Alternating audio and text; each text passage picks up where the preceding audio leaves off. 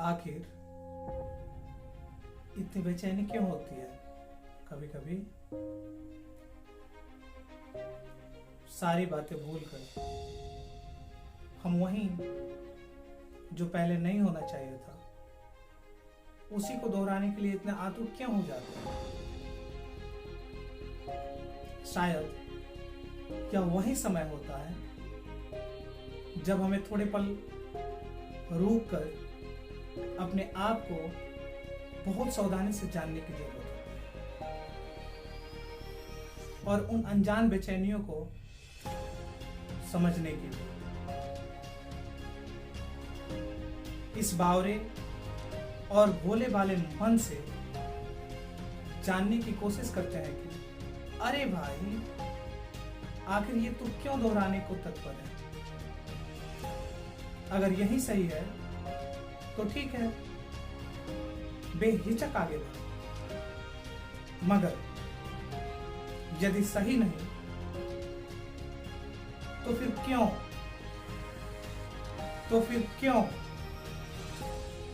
बस इतनी सी बात मन समझ जाए तो हम एक नए संभावनाओं की खोज कर सकते हैं।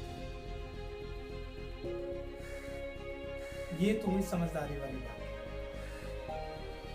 लेकिन जब हम स्वभावतः कुछ ऐसा कर देते हैं जो औरों को ठेस पहुंचाती है, तो उससे कैसे बाहर निकलें? मन खुद को कोसने लगता है। जब कोई समाधान नहीं दिखता है तो एक बेचैनी मन को मलिन कर देती है,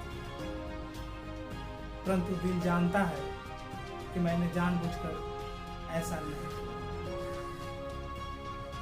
लेकिन जो किया वह गलत नहीं था, इस बात को कैसे समझाएं?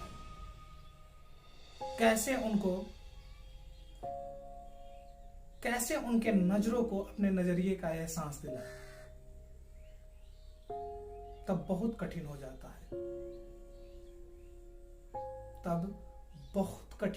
है। खुद को रख पाना किसी के सामने। हम एक दूसरे को समझ नहीं पाते हैं और ये दूरियां बढ़ती चली जाती है। यहीं पर उस भगवान का साक्षात्कार होता है। बिना किसी सवाल जवाब, जब हमें अपनी अपनी गलतियों का स्वतः आभास हो जाता है